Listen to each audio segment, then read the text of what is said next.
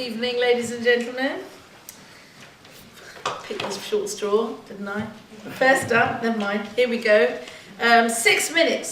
So imagine you are, I'm going to read from the leaflet here, you're a nurse in the middle of a kind of deserted area of Africa, and you are looking after women who are pregnant, and this young woman comes in and she's got some complications, but she's settled, she's fine.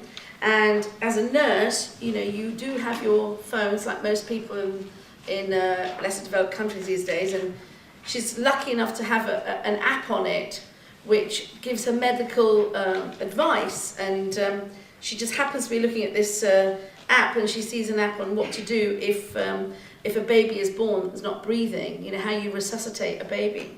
And so she's just whiling away the time watching these apps. And then these films, and the next day, this little girl, this young woman who came in, goes into labour, and as the baby's being born, something terrible has happened, and the baby's not breathing very well. The baby's born with apnea. She remembers what she saw the night before, is able to perform mouth-to-mouth resuscitation. She resuscitates the baby using the knowledge from that film and saves that baby's life. He was now a young, healthy little boy and doing very well with his mother. So this was in Kenya. This was a health worker, an NGO health worker in Kenya. And this mother and baby were saved with this medical aid film. So I am very much part of medical aid films. I was lying on the delivery table expecting twins. These are my twins now. And the doctor who was delivering my twins is Professor Eric Chenot. And while I was sort of lying there and he was doing his business, he said, you know, have you ever thought about becoming the patron of a charity? And I was like, well, can't really get out of this one. I could say, well, you know, a few more drugs maybe, but basically Eric got me right where it mattered at that point and said, I'd like to introduce you to medical aid films. And I'm so glad he did, because basically medical aid films are about making short films that give knowledge to health workers all over the lesser developed world, as we call it, in animation form that allows them to take the information in a very succinct, easy way, as opposed to sort of dry leaflets, and are able to then pass on that information and literally save lives throughout the world. I've completely gone off script, of course. Let's go. Which slide is this? 1, 2. Okay. So medical aid films were started in 2007. And it actually started because there was a midwife working in a refugee camp in Darfur, and what she noticed was a lot of babies were dying and she didn't know why, and then she realised that as they were being born, their umbilical cords were being cut with a traditional practice there, which was sharp stones, and sharp stones being used as knives, and of course the cord got cut, but what they didn't realise was a lot of babies were dying from tetanus.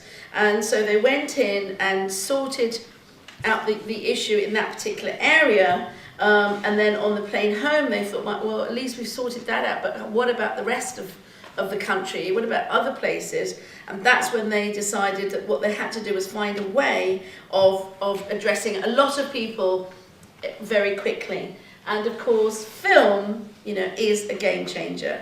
That's what I do. I'm a film director. I directed Bend It Like Beckham and Bride and Prejudice and various other movies. So it made a lot of sense for me to be involved with medical aid films, because I know the power of film. I can understand the power of film. And in fact, it was my idea to do them as animation.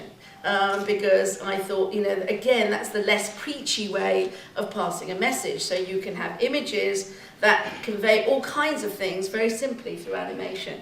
And like I said, you know, technology, you know, everyone has these, and so you can get people, you can change people's way of thinking and change lives very easily with a quick film. The other thing that's important is the films are also very low cost, and also highly scalable. So we just have to make one film in the right language, and then it can just double up, and go to many places. It's also sustainable, can be watched over and over again, continuing to support health training and education for years to come. Medical Aid Films has 26 health education films, and we partner with frontline health organisations who use them in training and education for health workers and women across the developing world. So far, we have provided films to 32,000 skilled healthcare workers who themselves have treated 300,000 women and their children. So very hard to kind of get the statistics back, but we know the amount of people who are watching the films, and so we know that lives are being saved, and we know that the healthcare message is going out. But we have been focusing on children and antenatal and postnatal care, but there is something else we wanted to really look at. And I'll have a question for you, which is, do you know what kills more people each year in the developing world than malaria, tuberculosis, and HIV/AIDS combined? Anyone got an idea? Diarrhea? No. Smallpox? No. Childbirth? No. Yes, well done.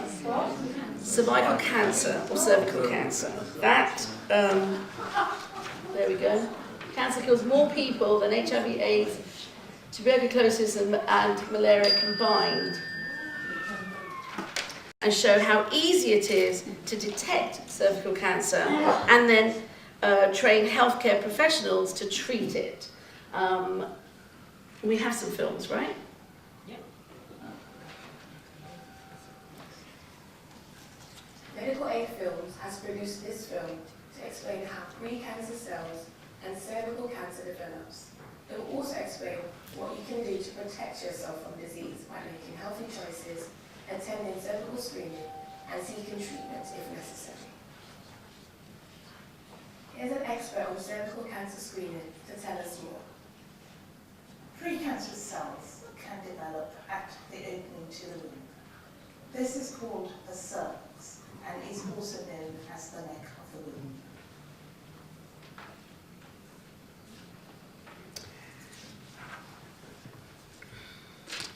So, here we go. So, we have films in English. Really sorry to interrupt our celebrity. I've still got a minute, haven't I? No, that's it. Oh, I didn't even hear the first one. Oh. Well, anyway.